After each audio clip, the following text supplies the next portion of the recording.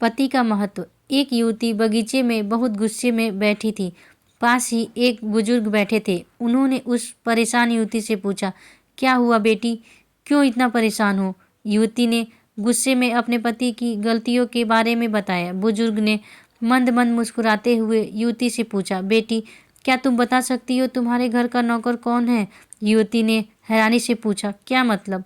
बुजुर्ग ने कहा, तुम्हारे घर की सारी ज़रूरतों का ध्यान रखकर उनको पूरा कौन करता है? युवती, मेरे पति।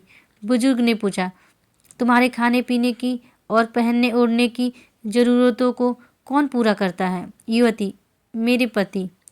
बुजुर्ग, तुम्हें और बच्चों को किसी बात की कमी ना हो और तुम सबका भविष्य सुरक्षित रहे, इसके लिए हमेशा चिंतित कौन रहता है?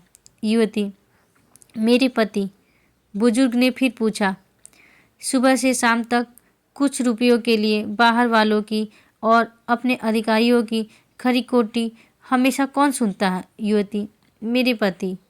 बुजुर्ग, परेशानी में और गम में कौन साथ देता है? युवती, मेरे पति। बुजुर्ग, तुम लोगों के अच्छे जीवन और रहन सहन के लिए दूर दराज जाकर सारे सगे संबंधियों को, यहाँ तक कि अपने माँ बाप को भी छोड़कर जंगलों में भी नौकरी करने को कौन तैयार होता है? युवती, मेरे पति।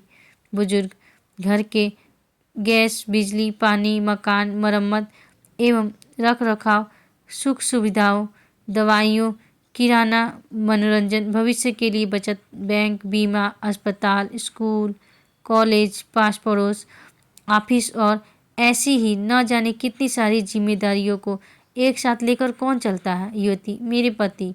बुजुर्ग, बीमारी में तुम्हारा ध्यान और सेवा कौन करता है? युवती, मेरे पति। बुजुर्ग बोले, एक बात और बताओ, तुम्हारे पति इतना काम और सबका ध्यान रखते हैं, क्या कभी उसने तुमसे इस बात के पैसे लिए? युवती, कभी नहीं।